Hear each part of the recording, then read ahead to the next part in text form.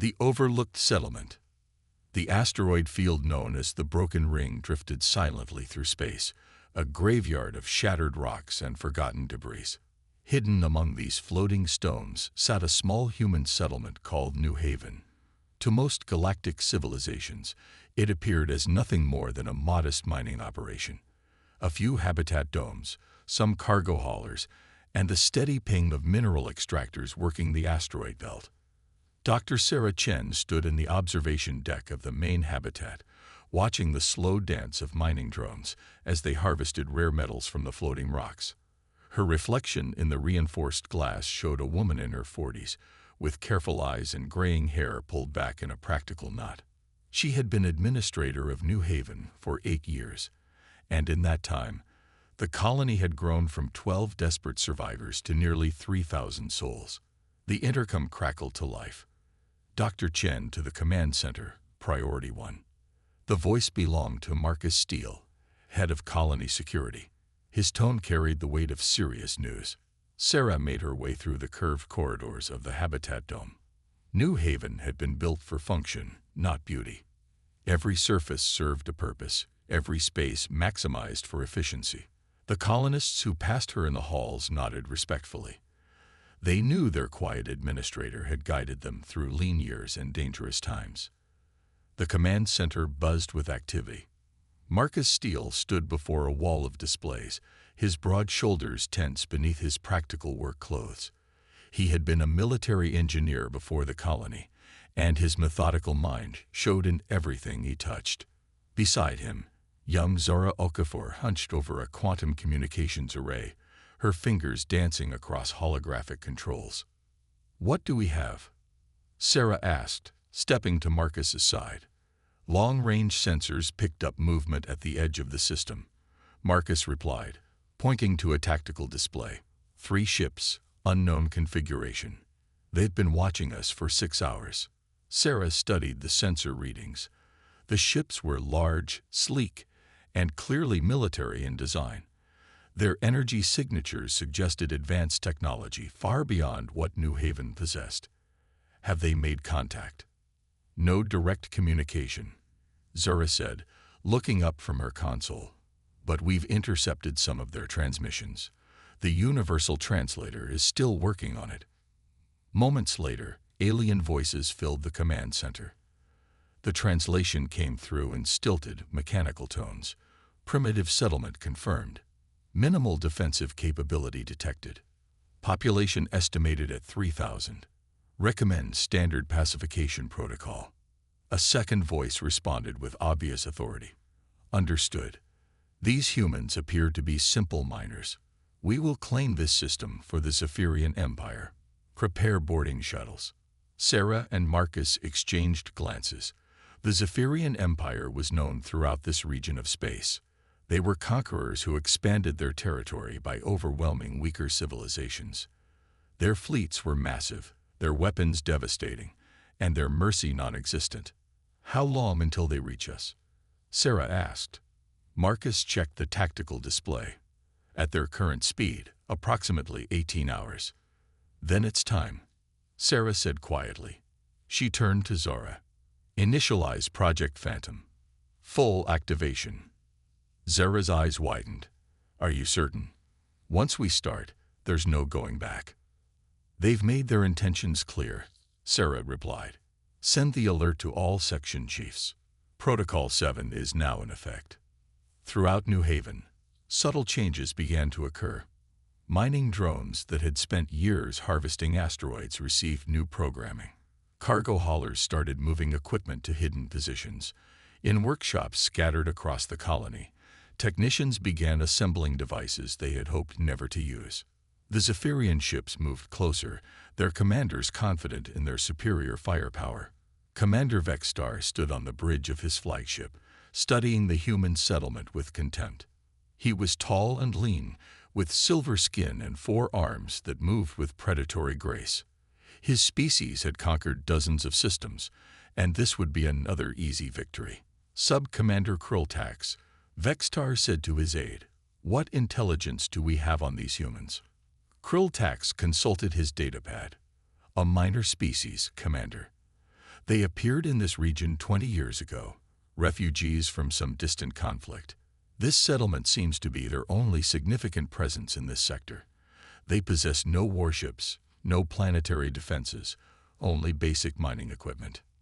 Disappointing, Vextar mused. I had hoped for more resistance. At least the mineral rights will be valuable. What the Zephyrians did not know was that the humans of New Haven were not simple miners. They were survivors of the Outer Colony Wars, engineers and soldiers who had fled the destruction of their homeworld. Dr. Sarah Chen had been a military scientist specializing in adaptive defense systems. Marcus Steele had designed fortifications that withstood sieges for months. Zara Okafor had created quantum communication networks that helped coordinate resistance movements.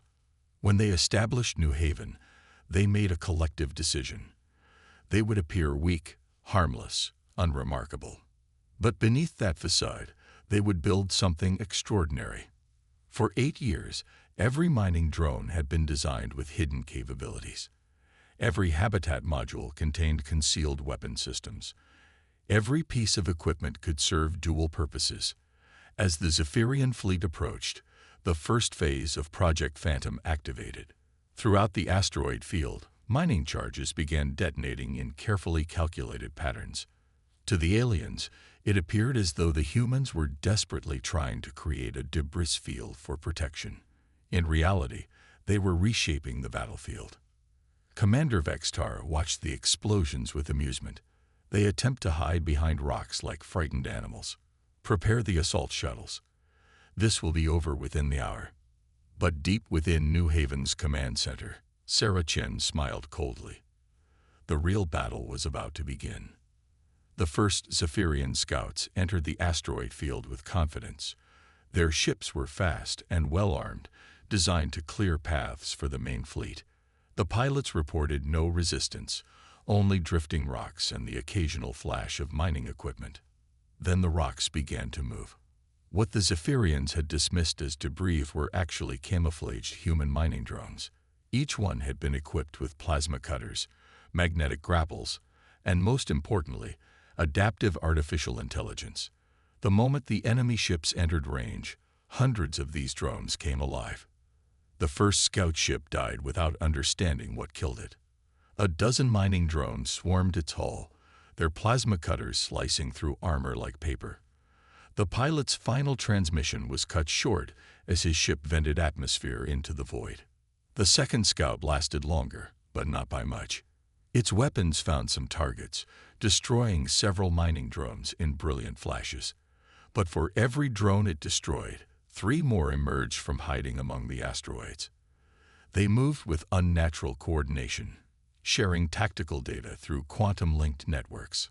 Commander Vextar watched his scouts die with growing anger. Impossible. These are mining tools, not warships. Commander, Krilltax said nervously, the drones appear to be learning from our tactics. Each wave adapts to our defensive patterns. Before Vextar could respond, his tactical officer called out in alarm. Sir, we're detecting massive energy signatures throughout the asteroid field. The humans have been hiding weapon platforms. Sarah Chen stood in New Haven's command center, watching displays that showed the true scope of their preparations. Hidden among the asteroids were not just modified mining drones, but carefully placed energy cannons, missile launchers, and quantum disruptors. Each weapon was powered by the same fusion reactors that had driven their mining operations. Phase 2, she ordered quietly. The asteroid field erupted in coordinated violence. Energy beams lanced out from concealed positions, striking Zephyrian ships with devastating accuracy. Missiles emerged from hollow asteroids, their warheads guided by the same navigation systems used for mineral surveys. The humans had turned their entire home into a weapon. But the most terrifying aspect was the intelligence behind the attack. Every shot was calculated, every missile precisely targeted. The human defensive network learned from each exchange, adapting its tactics in real time. Zephyrian ships found their defenses useless as the humans predicted and countered every maneuver. Commander Vextar's flagship shuddered under multiple impacts. Return fire, destroy their positions. but there were no fixed positions to destroy. The human weapons were mobile, hidden, dispersed throughout thousands of asteroids. For every gun emplacement the Zephyrians destroyed, 2 more revealed themselves from new locations. As the battle raged, Marcus Steele coordinated the defense from New Haven's war room. Banks of displays showed the positions of every human asset, every enemy ship, every projectile in the growing conflict. This was the moment they had prepared for during 8 years of seeming peace. Drone squadrons 7 through 12 focus on their command ship, he ordered. Mining units begin harassment pattern Alpha. All gun platforms target their engines. The Zephyrian fleet, which had expected an easy conquest, found itself fighting for survival against an enemy they had completely underestimated. The humans were not primitive miners. They were patient, brilliant, and absolutely ruthless in defense of their home. As the first part of the battle drew to a close, Commander Vextar realized his terrible mistake. The quiet human settlement was not weak. It was a trap, 8 years in the making, and his fleet was caught in its jaws. The silent war begins. The Zephyrian fleet regrouped at the edge of the asteroid field, their ships scared and smoking from the unexpected battle. Commander Vextar paced his damaged bridge, his 4 arms clenched in frustrated rage. Nearly half his scouts were destroyed, and his main battle group had suffered casualties that should have been impossible against primitive miners. "Status report," he demanded, his voice carrying the edge of barely controlled fury. Sub-Commander Krilltax consulted multiple displays, his expression growing more troubled with each reading. "We've lost 14 ships, Commander. 6 scouts, 5 frigates, and 3 heavy cruisers. The humans appear to have weapon systems integrated throughout the entire asteroid field." "Weapon systems," Vextar repeated, his tone dripping with contempt. "They hide behind mining equipment and call themselves warriors. We will show them the difference between desperate improvisation and true military might." But even as he spoke, Vextar felt a cold uncertainty growing in his chest. The human defense had been too coordinated, too precise. No desperate resistance fought with such calculated efficiency. In New Haven's command center, Dr. Sarah Chen reviewed the battle data with grim satisfaction. Phase 1 had exceeded expectations. The Zephyrians had been bloodied, their confidence shaken. But she knew this was only the beginning. "Casualty report," she asked Marcus Steele. "Minimal," he replied. "We lost 37 mining drones and 2 gun platforms. All personnel accounted for." He paused, studying the tactical displays. "They're pulling back to regroup. This Commander Vextar isn't stupid. He'll adapt." "Then we adapt faster," Sarah said. She turned to Zara Okafor, who was monitoring communications intercepts. "What are they saying?" Zara's expression was troubled. "They're calling for reinforcements. A full battle fleet, Commander. At least 50 ships, including heavy dreadnoughts." Sarah nodded. They had expected this. One surprise victory would not be enough to drive off the Zephyrian Empire. The real test was yet to come. "Initialize Phase 2 of Project Phantom," she ordered. "Full stealth protocols.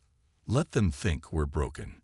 Throughout the asteroid field, human installations began to fade from sensors.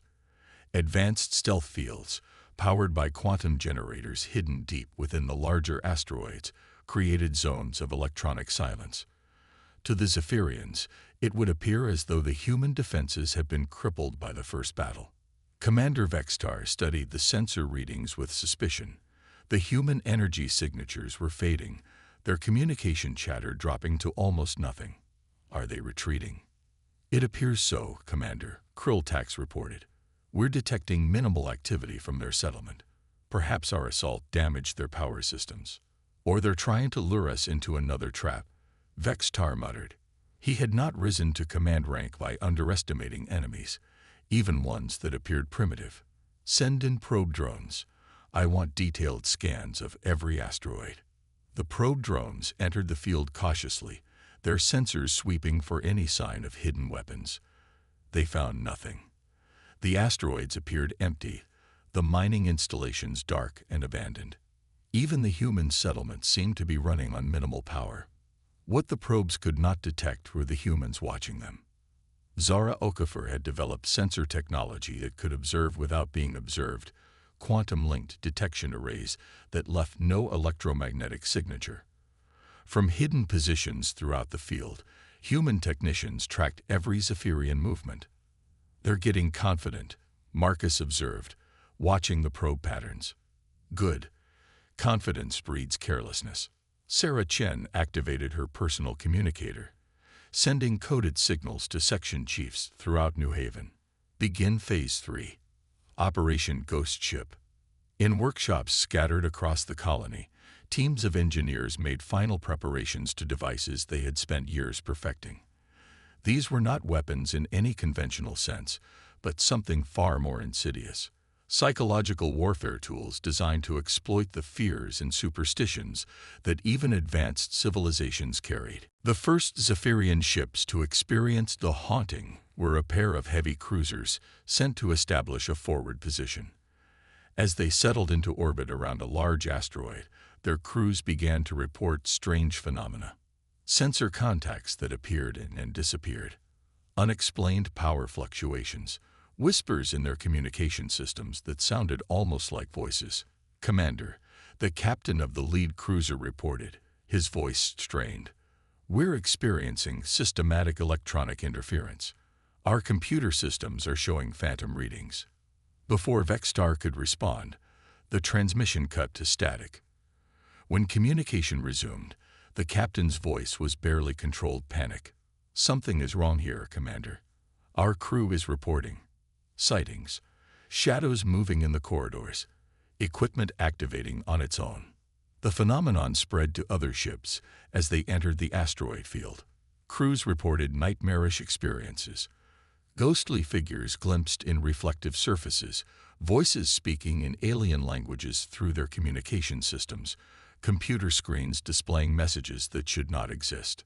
What the Zephyrians were experiencing was the result of Zara Okafor's most innovative creation, quantum infiltration technology.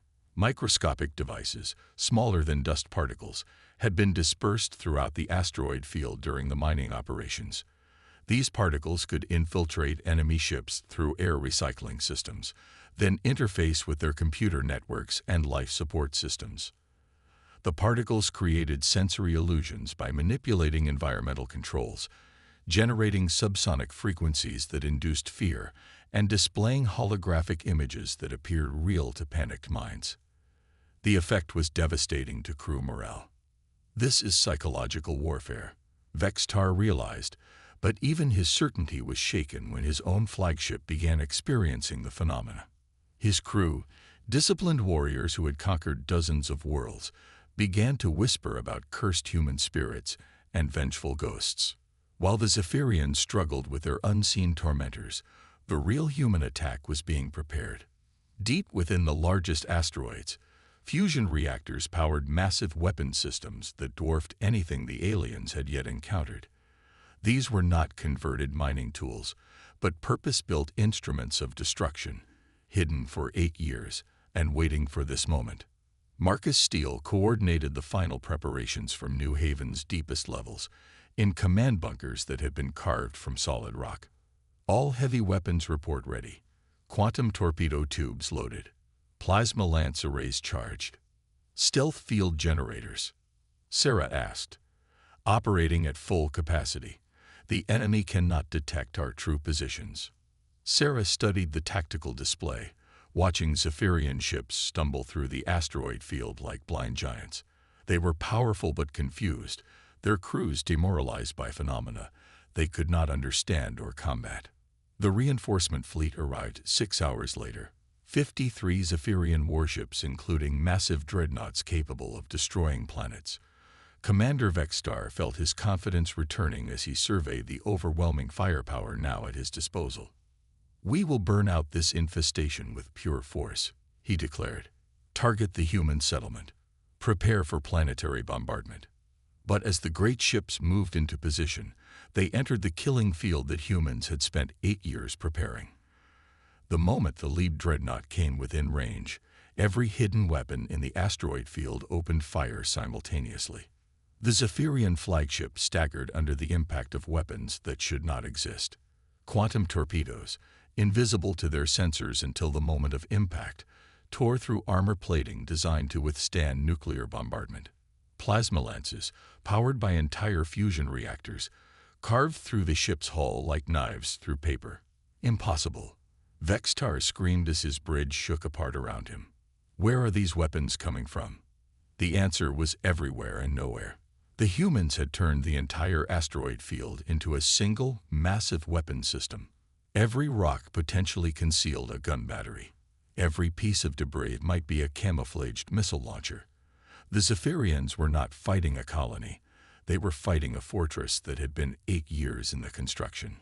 As ship after ship fell to the devastating human barrage, Commander Vextar began to understand the true scope of his mistake. These were not desperate refugees hiding behind mining equipment. They were military engineers who had used 8 years of apparent peace to create the perfect ambush. The battle raged for hours, but the outcome was never in doubt. The Zephyrian fleet, for all its power and pride, had been drawn into a trap that exploited every weakness in their tactical doctrine. They expected conventional warfare, fleet against fleet in open space. Instead, they found themselves fighting ghosts that struck from impossible angles and vanished before retaliation was possible. When the last Zephyrian ship finally retreated, limping away with its hull breached and its crew broken, the asteroid field fell silent once more. The humans of New Haven had won a victory that would echo across the galaxy. Dr. Sarah Chen stood in her observation deck, watching the debris of the enemy fleet drift among the asteroids. She felt no joy in the destruction, only the grim satisfaction of a job completed. They had proven that humanity would not be easily conquered, that quiet determination could overcome overwhelming force. Marcus Steele joined her at the observation window. "Think they'll be back?" "Eventually," Sarah replied. "But not soon. And when they do return, they'll find us ready." The Zephyrian Empire would indeed return, but never again would they underestimate the quiet humans who made their home among the stars. The Battle of New Haven became legend, a reminder that sometimes the most dangerous enemies are those who prefer silence to threats, patience to aggression. In the depths of space, the mining drones resumed their patient work, harvesting minerals from the asteroid field. To any passing observer, New Haven appeared once again to be nothing more than a modest mining operation. Quiet, unremarkable, and utterly harmless. The humans preferred it that way.